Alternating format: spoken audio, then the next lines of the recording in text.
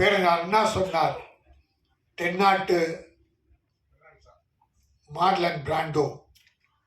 ஆனால் தென்னாட்டு பிராண்டோல இவர்தான் உலக நடிகர், அப்புறம் தான் பிராண்டோலாம். அப்படிப்பட்ட உழைத்தால் உழைத்து உழைத்து தமிழை நடிப்பை உலகத்துக்கு எடுத்து காட்டிய அந்த சிவாஜி கணேசன் வீடு இப்பொழுது ஏலம் போவதற்கு நோட்டீஸ் ஒட்டப்பட்டு விட்டது. கோர்ட்டில் இருந்து ஆர்டர் வந்துவிட்டது. இந்த சினிமாவில் ஒற்றுமை இருந்தால், அது யாரோ பேர பிள்ளையோ பிள்ளைகள் இருக்காது, பேர பிள்ளை ஏதோ படம் எடுத்தாரு, 3 கோடி கடன் வாங்கியிருக்காரு, 3 கோடி கடன், படம் ரிலீஸ் ஆகலை, பணத்தை திருப்பி கொடுக்கல, வட்டி ஏறி அது 9 கோடிக்கு மேலே போயிருக்கு. ஏறும், வட்டிக்கு வாங்கினா ஏறதான் செய்யும், நம்ம அவங்கள குறை சொல்ல.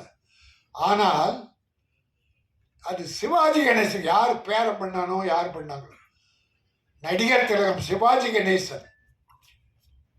கலைஞரால் சிவாஜியா, சிவாஜியால் கலைஞரா, முத்தமிழறிஞரா என்ற கேள்விகள் எழுதும்போதெல்லாம் சிவாஜியால் கலைஞர், கலைஞரால் சிவாஜி.